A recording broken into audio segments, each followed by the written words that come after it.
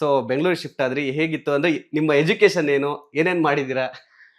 ನನ್ನ ಎಜುಕೇಶನ್ ಎಲ್ಲ all my 25 years ಅಂತ ಹೇಳ್ಬೋದು. ಆಲ್ 25 ಇಯರ್ಸ್ ನಾನು ಇಲ್ಲಿ ಕಮ್ನಳ್ಳಿಯಲ್ಲೇ ಇದ್ದಿದ್ದು. ಪಕ್ಕಾ ಕಮ್ನಳ್ಳಿ ಹುಡುಗಿ ನಾನು. ಓಕೆ. ಅಂಡ್ ಎಜುಕೇಶನ್ ಬಂದ್ಬಿಟ್ಟು ಬಿಕಾಮ್ ಡಿಸ್ಕಂಟಿನ್ಯೂ ಮಾಡಿದ್ದೀನಿ. ಇಸ್ ಬಿಕಾಸ್ ಆಫ್ ಪ್ರಿನ್ಸಿಪಲ್ನ ಹೊಡೆದ್ಬಿಟ್ಟು and then I was kicked out of the college. It was a big chaos ಅದರಿಂದ. ಪ್ರಿನ್ಸಿಪಲ್ಗೆ ಹೊಡೆದ್ಬಿಟ್ಟು ಕಾಲೇಜ್ ಕಿಕ್ಕೊಂಡ್ರೆ ಏನ್ ಮ್ಯಾಟ್ರು? ಇಲ್ಲ, ಫ್ರೆಂಡ್ಸ್ ಅಂದ್ರೆ ತುಂಬಾ ಇಷ್ಟ.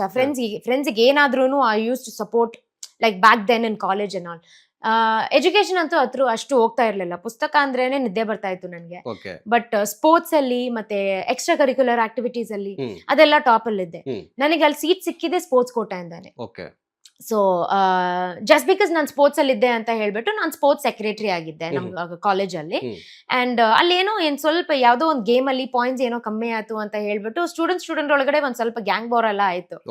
ಅವಾಗ ಪ್ರಿನ್ಸಿಪಲ್ ಬಂದ್ಬಿಟ್ಟು ಯಾರು ಅಂತ ಗೊತ್ತಿಲ್ಲ ಅಲ್ವಾ, ಸೈಡ್ ಇಂದ ಹಿಂಗ್ ಕಾಲರ್ ಹಿಡ್ಕೊಂಡ್ರು ಅವರು. ಹೌದು ಲೇಡಿ, ಅವರು ಸಿಸ್ಟರ್ ಅವರು ನನ್. ಸೊ ಹಿಡ್ದಿದ ತಕ್ಷಣ ನಾನ್ ಯಾರಂತ ನೋಡಿಲ್ಲ, I just gave a elbow shot and that is when I got to know oh ನಮ್ ಸಿಸ್ಟರ್ ಅಂತ ಹೇಳ್ಬಿಟ್ಟು. ಬೈ ಮಿಸ್ ಆಗಿ